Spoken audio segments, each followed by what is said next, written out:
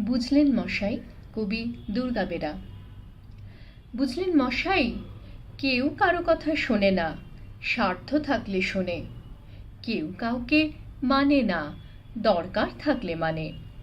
মানুষ এখন শুধুই নিজের জন্য ভাবে, অন্য কারো জন্য নয়। বুঝলেন মশাই, মানুষের এখন প্রিয়জন নেই, প্রয়োজন আছে। স্বার্থকে সঙ্গী করে মানুষ আর কতকাল হাঁটবে বলুন তো? তাহলে কি ধরে নেব ভালোবাসার জন্য স্বার্থ লাগে? বুঝলেন মশাই, আরে দাঁড়ান দাঁড়ান, আমি প্রেম ভালোবাসার কথা বলছি না।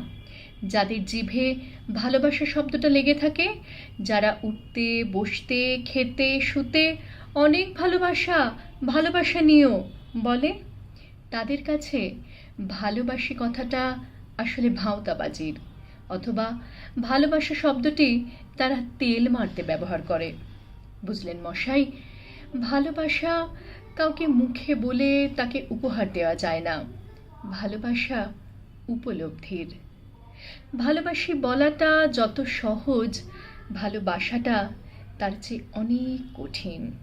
যে ভালোবাসে সে ভালোবাসি বলে না, যে ভালোবাসা পায় সে অন্তর থেকে উপলব্ধি করে। বুঝলেন মশাই, লোক মুখে ভালোবাসা অথবা ভালোবাসি শব্দটার এত ছড়াছড়ি যেন মনে হয় ভাড়ামো করতে ভালোবাসা শব্দটা খুব জরুরি।